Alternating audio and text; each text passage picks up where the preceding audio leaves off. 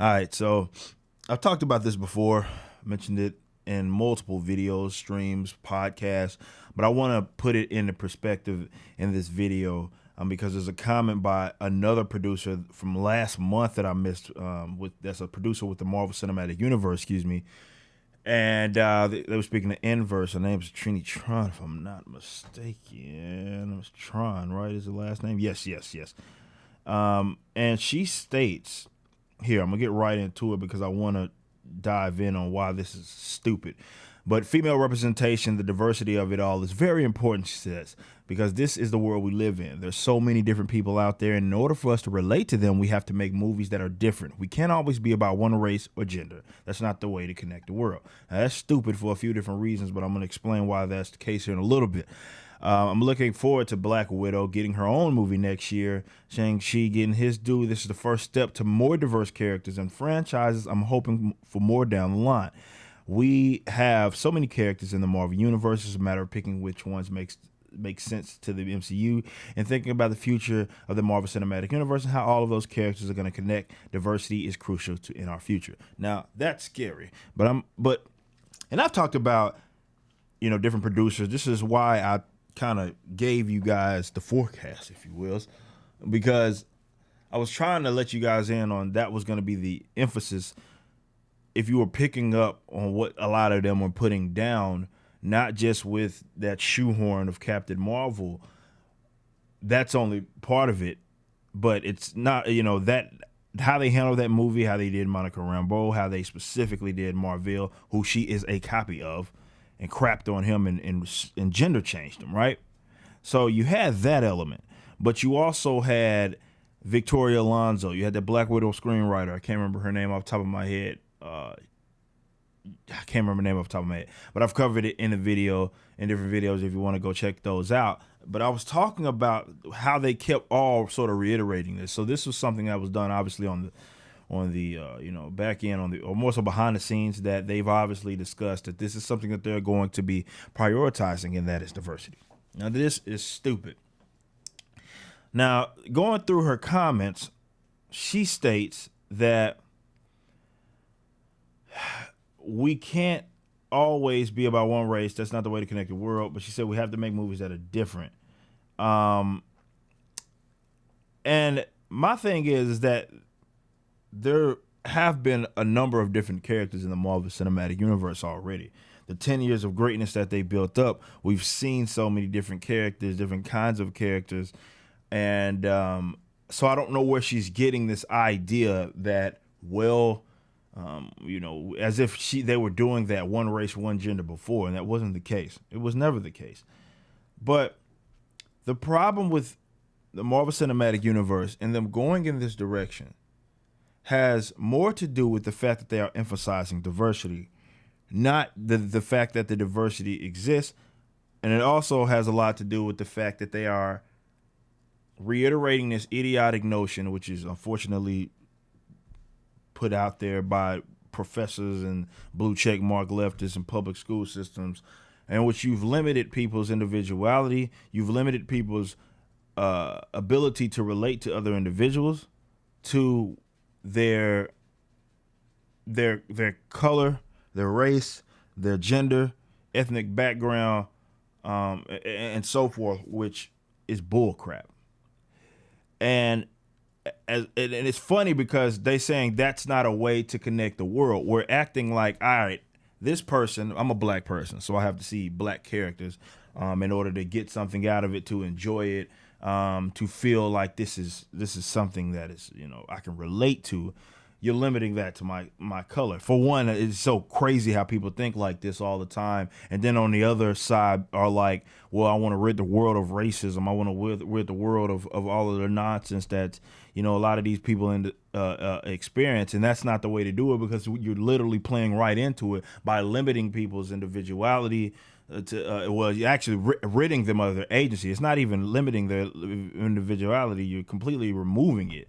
And you're saying that you're limited in that sense to only relating to other individuals, and in that case, you can only possess these sorts of attributes and traits if you fit in that box, which is bullcrap. That's complete nonsense. But that's honestly what's perpetuated, and it's not just about Hollywood. It's through these school systems as well, and everybody hyperemphasizes diversity as if to say, well, you're black and nothing more. You're a woman and you're nothing more or nothing less. And we're getting these contests, measuring contests to see who's the most oppressed, because victimhood, unfortunately, is a currency these days.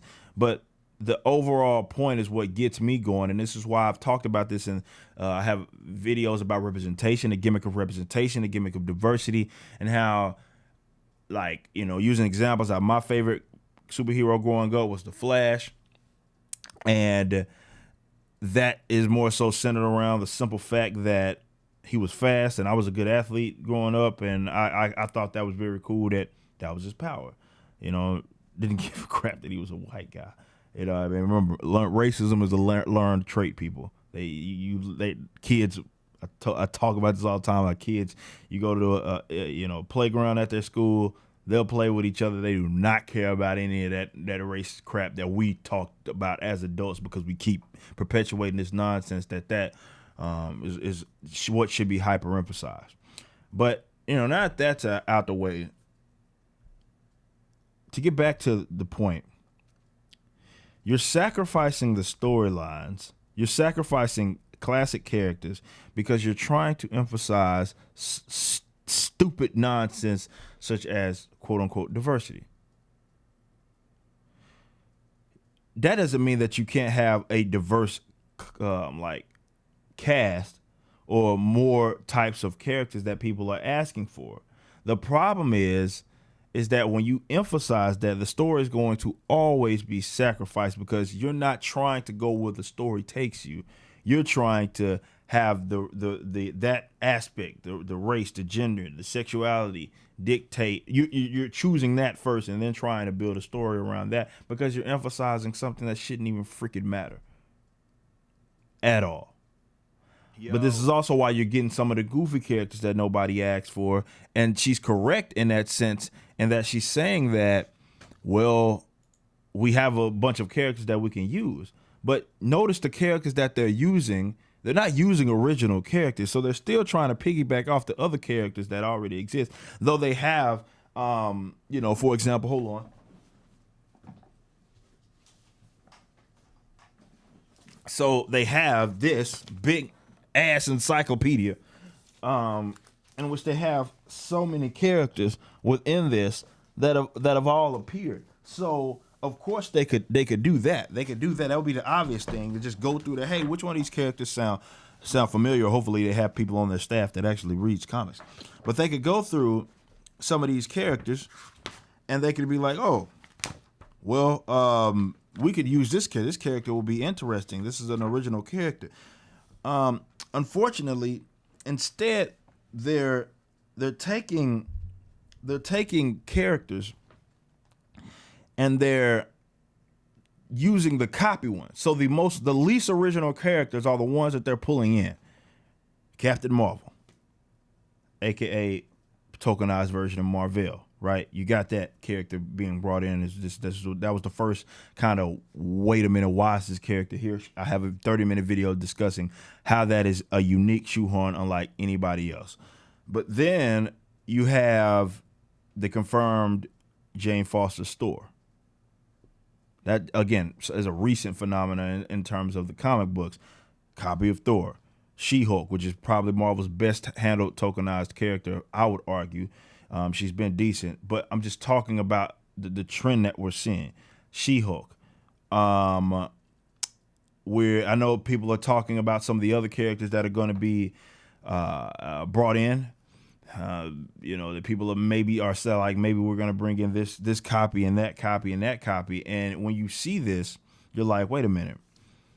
This isn't really, yes, you have all of these characters, but look at the ones that you're specifically using. We have Sam, unfortunately, Captain Falcon, if you will, taking the shield, which I hated in the comics. I thought that was the dumbest crap they could have did. God forbid a black original character, for example, stay as a black original character. Instead, he goes and freaking becomes Captain America And I know that I believe the actor said, well, he's trying to remain Falcon, which I'm glad that that's sort of the direction that supposedly they're going in, but I don't even want the shield. But understand where they're pulling that from.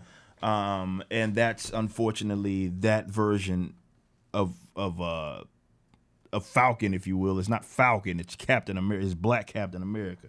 So we're getting these goofy characters, unfortunately, that nobody asked for. And then you look at the Eternals cast, which has people like Ajax being played by Selma Hayek, if I'm not mistaken. And you know what gets me about this nonsense is when they have these tokenized characters that they'll take a character and race change them, or they'll just take a female copy of another character that exists, so they're not original in that sense, but they'll just race change characters as well that are like white characters in the comics, and they change them to black. Idris Elba, chick that plays Valkyrie Tessa Thompson, and you got again some of the Eternals. The whole entire Eternal cast is like race and gender swapped for the most part, and you get people that, well, they were the best for the job. Yes, Selma Hayek was the best that they could find for that. Like, no, they're going out of their way. That's what they're saying when they're casting these people, is like, we don't want a person that can kind of fit that look or that race that they already is. That you know, even though these individuals exist, there's no shortage of white actors, black actors, or anything like that. But instead of just grabbing people that look like them, at least bare basic race and gender and such, they're literally going out of their way to swap them, and then they're bringing in characters that are copies of those from the comic books. So it's like they're telling you, look, dude, we are willing to sacrifice storyline just for the sake of bringing in emphasizing diversity. But that's why, because they're emphasizing diversity. That does not mean that there's not original black characters, original Asian characters, original all of these characters that can bring in. Like I said, Shang-Chi, there's some gems that have come out of this. Blade, Shang-Chi, like these are people. I think that definitely Blade. People are asking for that. So it's not a problem with bringing in some of these characters, but unfortunately, there's a whole list of other ones that they're just completely neglecting. Now that they especially have the X-Men rights, they're completely leaving them alone because they're trying to bring in like people like freaking Jane Foster, Thor. Like, come on, man. But that's what happens when you're emphasizing race and gender instead of just going where the story took you, which is what essentially the Marvel Cinematic Universe did for 10 years. And it just made sense. And again, you can bring in characters that are diverse in a sense. Like, you don't have all white, all black cast or anything like that. Now, if the story calls for that, whatever, so be it. I mean, it is what it is. Like, that's not bad. Again, unfortunately, that's where we're at now, where everybody thinks that there's something wrong with having a cast that is a predominantly one race, as if that just takes away from the merit. Like, that's just not how it works. One race or gender. Like, if it calls for Black Panther, you know, it's a solid movie, a really solid movie. Aside from that white guy, who he was just there as a white guy, I kept calling him colonizers and so forth. So you could have dealt without it, but the squad was, when it makes sense considering the setting, but it's almost exclusively black. That doesn't take away from that movie being good, because that is the case. Now, fortunately, they just could not do the same thing with the Norse mythology based.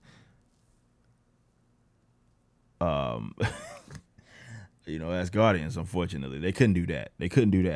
Right? Did it with Black Panther, but they couldn't do that. You can, he's African and made. You can't race change him. He's African. It wouldn't make sense for Black Panther to be black. But let's go ahead and change Idris Elba for who's him, darling. Let's make Tessa Thompson Valkyrie, which those are based off of Norse mythology, which is the whitest of the white. So they pick and choose, and if we can be blunt, it usually generally means less white men is what it really means. If we can be 100%, it means less white men when they say diversity. That's what it means. But when you sacrifice, or when you prioritize that and you emphasize that, You're not going where the story takes you. You're just trying to pull in people just because of their race or genders first. And that always makes for a disaster. Just go read current era comics if you want to see how disastrous, and I mean mainstream comics, you want to see how disastrous those efforts make some of these cornballish comic books. Corn books. That's, I guess they're what they are. Look, man, I'm going to just be 100 with y'all. I don't want this to be the case. I just don't see how Marvel Cinematic Universe is able to replicate the lightning, if you will, that they caught in a bottle, and building this amazing universe. Because it seems like they're going the opposite way of what made it great in the first place.